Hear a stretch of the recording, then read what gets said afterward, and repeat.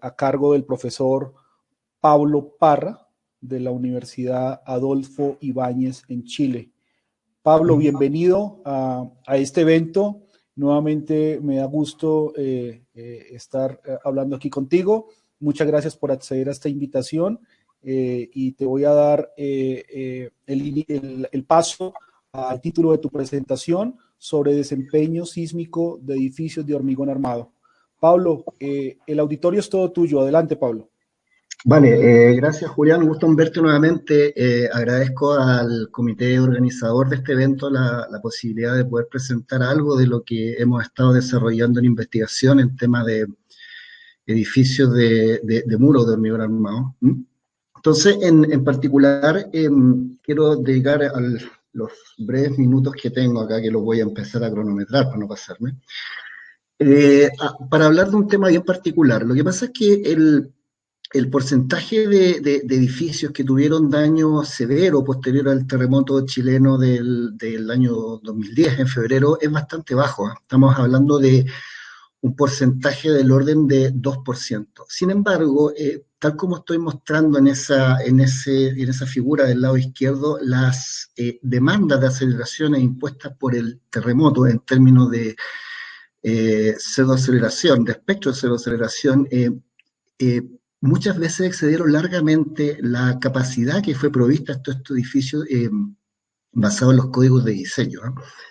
Entonces, esto motiva a estudiar, a que le demos un vistazo a el por qué edificios que no tienen daño aparente se comportaron de esa forma a pesar de que las demandas exceden largamente las capacidades para las cuales fueron diseñados. Entonces, en particular, nosotros analizamos dos edificios que son más o menos típicos de lo que uno encuentra en Chile en términos de edificio habitacional. Tenemos un edificio de 17 pisos, que es el que está al lado izquierdo, y un edificio de 26 pisos al lado derecho, ambos sin daño aparente y construidos antes del terremoto del 2010. Entonces, el detalle, digamos, de la armadura de muro se muestra muy esquemáticamente en la figura de abajo. No vemos nada especial, no hay confinamiento de borde, y esa es la forma típica en la cual nosotros terminamos la armadura distribuida horizontal de corte en el elemento de borde. Entonces, estos edificios tienen periodos, en el caso del edificio más chico, de 0,4 y 1 segundo en ambas direcciones, y en el caso del edificio más grande, de 1,5 segundos y 1,7 segundos. Con una densidad de muros en planta del orden del 3%, o sea, son bien representativos lo que uno encuentra en Chile. No son edificios que tengan alguna característica especial. Y vemos abajo los espectros para el caso del edificio de 17 pisos y el de 26 pisos, y vemos que en ambos casos los espectros del sismo exceden los espectros reducidos elásticos con los cuales fueron diseñados los edificios. Y en particular ahí nosotros estamos marcando la posición del periodo fundamental con una línea azul en la dirección larga y con una dirección roja y con una línea roja en la dirección corta de ambos edificios. Y vemos que en esos periodos también se observa de que las demandas exceden largamente la capacidad en edificios que no tienen daño. Entonces, en primer lugar, este es un trabajo previo pero que se realizó también por investigadores que participaron posteriormente conmigo en la modelación no lineal de este edificio. Se definió un parámetro, un demand capacity ratio, tal como se muestra ahí, tanto para las fuerzas de corte como para la interacción axial flexión. Y para ambos casos, la demanda se mide a partir de la demanda que introduce las cargas gravitacionales. Entonces, se define este demand capacity ratio tanto para corte como para la interacción axial-flexión. Y en estos gráficos que estoy mostrando acá, quiero que nos concentremos solamente en la columna negra. ¿ya? La columna negra muestra el demand capacity ratio para el muro más cargado, el que tiene mayor demanda, tanto en el edificio de 17 pisos como en el de 26 pisos, y estos ratios han sido obtenidos para a partir de un análisis dinámico, un análisis tiempo-historia lineal, en un software de análisis lineal, y vemos que las demandas son excedidas. Esto es consistente con lo que está mostrando el, el espectro, que efectivamente las demandas exceden las capacidades del edificio, sin embargo no tenemos daños. Y eso es un tema bien particular. También vemos el mismo comportamiento cuando estudiamos la interacción axial-flexión. También la demanda excede la capacidad largamente, incluso en algunos muros específicos, esto obtenido de un análisis tiempo-historia lineal. Entonces, ¿esto qué es lo que motiva? Lo que nos motivó, y en esta parte yo ya empecé a participar en este proyecto, el cual fue parte de la tesis doctoral del doctor David Ugalde de la Universidad Católica, junto con el profesor Diego López García. Entonces empezamos a pensar de que si había algo quizás en un modelo lineal que no podía representar bien el comportamiento de un edificio, incluso cuando no tiene daño. Entonces decidimos meternos en modelación no lineal de estos dos edificios. Esta modelación nosotros la hicimos en el software Perform 3D. Y consideramos todo lo necesario para hacer el modelo lo más completo posible, incluyendo una forma aproximada, tal como estoy mostrando acá en la figura inferior derecha, de considerar el pandeo de las barras de refuerzo mediante una modificación de la constitutiva del acero. Hemos considerado regularización de la rama decreciente de la constitutiva del hormigón usando conceptos de energía de fractura constante. Y tomamos una serie de provisiones de tal manera de asegurar de que el modelo fuera, digamos, lo más completo posible dentro de las posibilidades que permitía el software, que es un software bien utilizado en análisis no lineal, al menos en la práctica. Entonces, nosotros preparamos 10 modelos, listados desde el modelo M1 al modelo M10, donde el modelo M1 es un modelo que es completamente no lineal, que está descrito en la primera columna acá, que tiene todas las características que pudimos encontrar que nos permitía el software poder modelar. Por ejemplo, interacción suelo-estructura no lineal. Ahora, esa interacción es bastante simplificada. Estábamos hablando de gaps, de un modelo del suelo en base a gaps. No es nada más complicado que eso. Estamos hablando de flexibilidad del suelo, efectos P-delta, pandeo de barras de la forma en la cual les mencioné, alterando la constitutiva del acero, elementos no lineales tipo frame, tanto en columnas como en vigas, capacidad del corte, shear capacity, cuando consideramos una constitutiva de corte en los elementos de muro. Esa constitutiva de corte es no lineal. Consideramos adicionalmente rigidez efectiva de corte en la constitutiva de corte para considerar agrietamiento en el muro en las etapas iniciales de deformación. Regularización de material, usando este concepto de energía de fractura constante. Y adicionalmente losas, y las losas fueron modeladas, dado que Perform no permite modelar losas no lineales, se consideraron losas con una inercia reducida, siguiendo las recomendaciones de la literatura. Y posteriormente, desde los modelos M2 al M10, retiramos una característica no lineal del modelo para ver qué tanto afecta el comportamiento de la estructura. Entonces, en el modelo M2 no modelamos el suelo con una interacción no lineal. En el modelo M3 lo que hicimos, retiramos la flexibilidad del suelo. En el modelo M4 retiramos el efecto P-delta y así sucesivamente. Siempre fuimos retirando una sola característica del modelo y ver qué tanto cambiaba el comportamiento.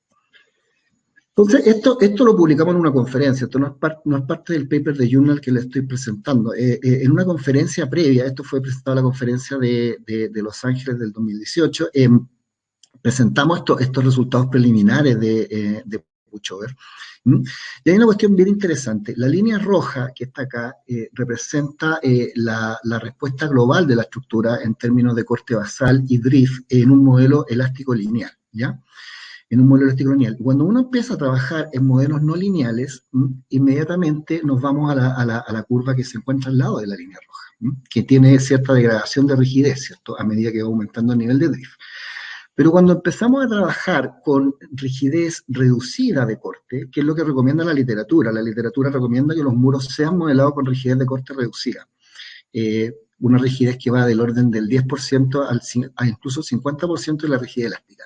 Cuando uno reduce la rigidez a corte de estos muros, se ve inmediatamente un cambio en la curva de Pushover, incluso a bajos niveles de demanda del drift. ¿Ah?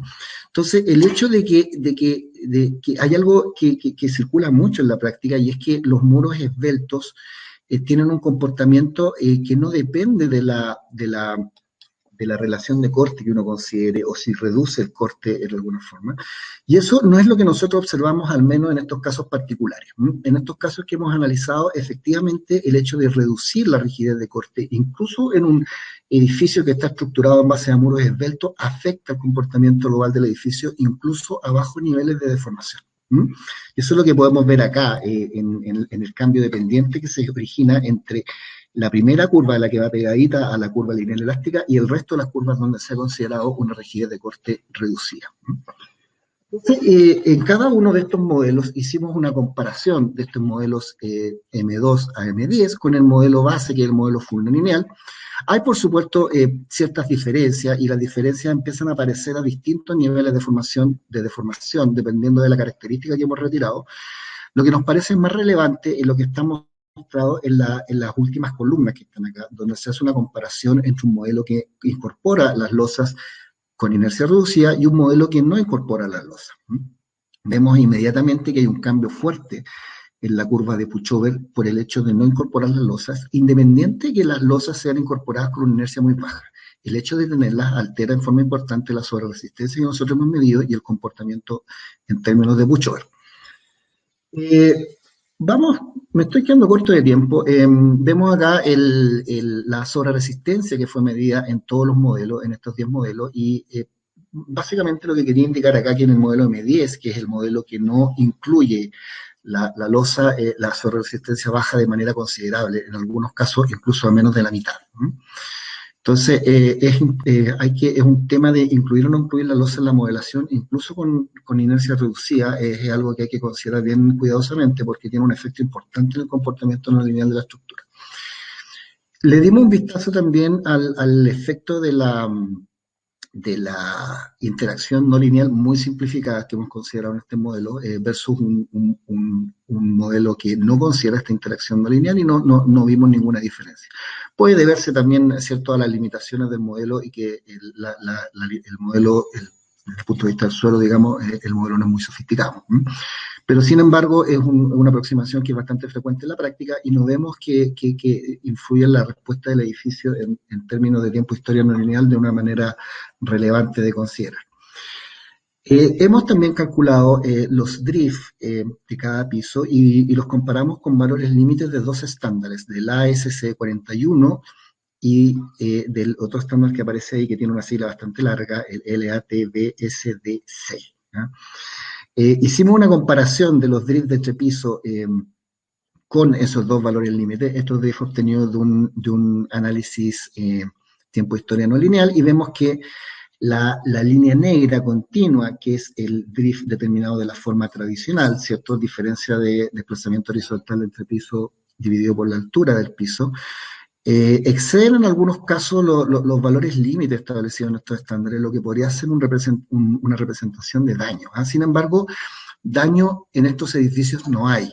Entonces, un tema particular que observamos de estos gráficos de drift es que los drifts tienden a ser, tal como están definidos naturalmente o regularmente, tienden a ser mayores en los pisos altos, lo cual es contraintuitivo con lo que uno esperaría un daño en un muro esbelto. En los muros esbeltos los daños se concentran en los pisos críticos, que tienden a estar en la base. Sin embargo, el drift como representación de demanda y de daño en un edificio nos parece que no es un parámetro adecuado, porque tiende a ser más alto en los pisos superiores.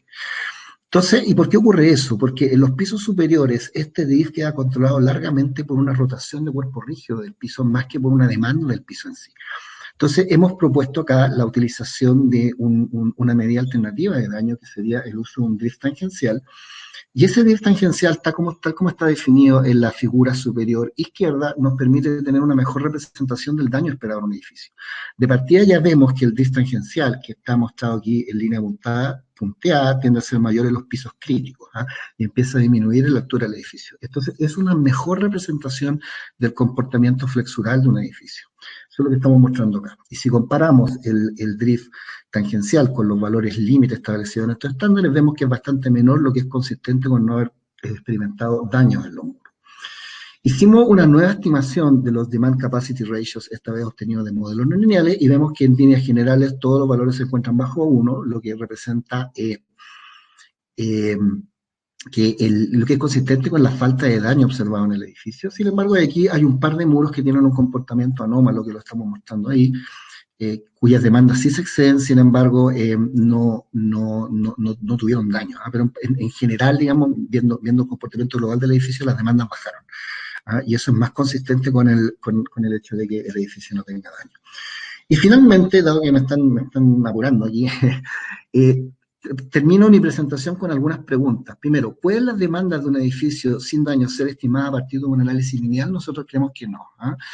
Incluso vamos a hablar de no un edificio sin daño, sino un edificio sin daño aparente. Incluso cuando los edificios no tienen daño aparente, tienen un comportamiento no lineal y tienen una pequeña degradación de rigidez a bajos niveles de deformación. Y esa degradación de rigidez afecta a la demanda de manera relevante. Por lo tanto, la demanda estimada de modelo lineal también tiene tiene desventajas y puede ser sobreestimada en función de lo que realmente uno ve en un edificio. Un edificio se degrada un poco, tiene demandas más bajas, pero esa degradación no necesariamente se traduce en daño aparente. Drift total versus drift tangencial como estimador de daño de muro. El drift total tiene la ventaja que es fácil de calcular, es bastante extendido su uso, sin embargo creemos que el drift tangencial es una mejor representación de la respuesta flexural de un muro esbelto. Modelos con losa y sin losa, no tengo la respuesta. La verdad, falta hacer un análisis de sensibilidad un poco más profundo. Hemos publicado un nuevo paper respecto a esto, lo podemos discutir en la reunión que vamos a tener más rato, pero es algo que no está resuelto. Tenemos que ver ahí qué implicancias tiene. En particular, este análisis ha mostrado que la diferencia en términos de análisis estático o no lineal es bien relevante entre incorporar o no incorporar la losa, incluso incorporando la losa con inercias reducidas. Rigidez efectiva de cortes en muro esbelto. Esto es bien relevante. En la literatura se habla de valores que van de un rango del 10 al 50% de la rigidez del corte bruto, digamos, del G elástico, del corte elástico.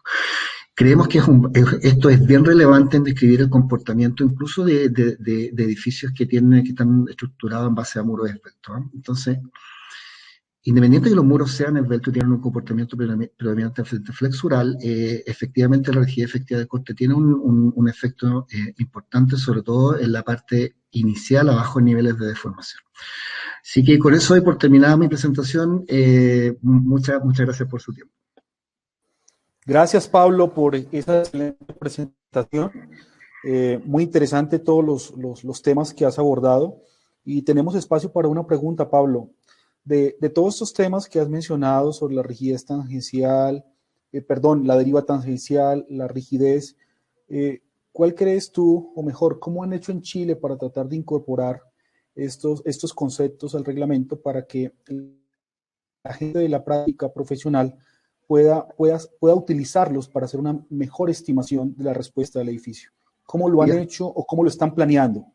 Yo creo que para efectos de diseño, si nosotros vemos que voy a hablar en términos de drift primero, el drift total es consistentemente mayor al drift tangencial. Entonces, si tú ocupas el drift total para poder diseñar un edificio, estás por el lado seguro. Ahora, si tú quieres estudiar el comportamiento de un edificio, más allá del diseño, estudiar el comportamiento real de un edificio ante una carga sísmica o representar el daño de una forma más consistente, recomendamos el uso del segundo parámetro. Sin embargo, para diseño nos parece razonable seguir ocupando el drift total porque es un número fácil, es bastante extendido y tiende a ser conservador. Respecto al tema de la rigidez, la práctica chilena es todos nuestros límites de drift de entrepiso están pensados en un modelo lineal en el cual se ocupan propiedades brutas. Nosotros no reducimos rigidez, o en general no reducimos la rigidez para poder estimar las demandas en el edificio, en términos de diseño. Incorporar rigidez reducida de corte es un tema que no lo tenemos resuelto. Nosotros simplemente estamos mostrando que efectivamente hay un cambio en el comportamiento del edificio que uno podría ver incluso en un modelo lineal. Si uno ocupa un software como el ITAFS, ¿no? de análisis lineal, uno podría reducir la rigidez de corte y ver cómo cambian los periodos del edificio con esa rigidez de corte. Entonces, hay un cambio que nos parece relevante. No tenemos resuelto cómo abordarlo, así que eso yo creo que va a meritar un poco más de investigación en el tiempo que viene. Ok. Pablo, pues de nuevo, muchas gracias por aceptar esta participación a este evento de la Red Colombiana de Investigación en Ingeniería Sísmica. Estás colaborando con algunos de nosotros, los integrantes de la red. Te lo agradecemos mucho y bueno, pues nos vemos entonces en un momento para tratar de discutir en el panel algunas de estas ideas, cómo poder abordarlas en conjunto. Bueno, muchas gracias, Julián, por la invitación y espero seguir colaborando con ustedes, así que nos vemos más rato. Seguro, Pablo, muchas gracias.